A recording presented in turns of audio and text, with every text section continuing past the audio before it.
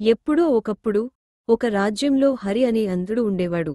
చిన్నప్పుడే తన కళ్ళ వెలుగు పోయింది. కాని అతని హృదయంలో మాత్రం భగవంతుడి వెలుగు ఎప్పటికీ ఆరలేదు. హరి దగ్గర పెద్ద సంపద లేదు, కుటుంబమూ లేదు. ఆయన జీవనం భిక్ష అడిగి తినడమే.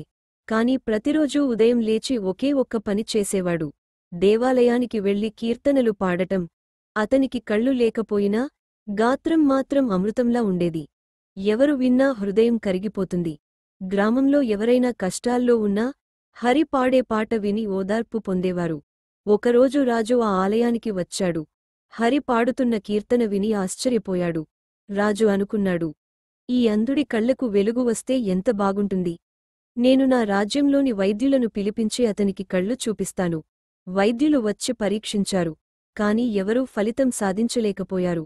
చివరికి రాజు బాధపడి, నీకు కళ్ళు చూపించలేకపోయాను, క్షమించు అన్నాడు.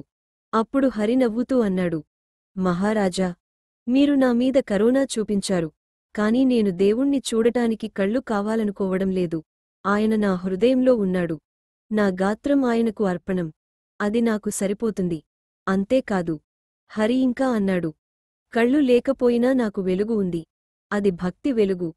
కళ్ళు ఉన్నవారు కూడా భక్తి లేకుంటే వారు నిజమైన చీకటిలోనే ఉంటారు. ఈ మాటలు విన్న రాజు గుండె కదిలిపోయింది. అతను తన అహంకారాన్ని విడిచి వినయంతో భగవంతుడిని ప్రార్థించాడు.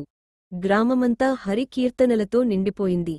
నీతి, భక్తి కళ్లలో కాదు, హృదయంలో ఉంటుంది.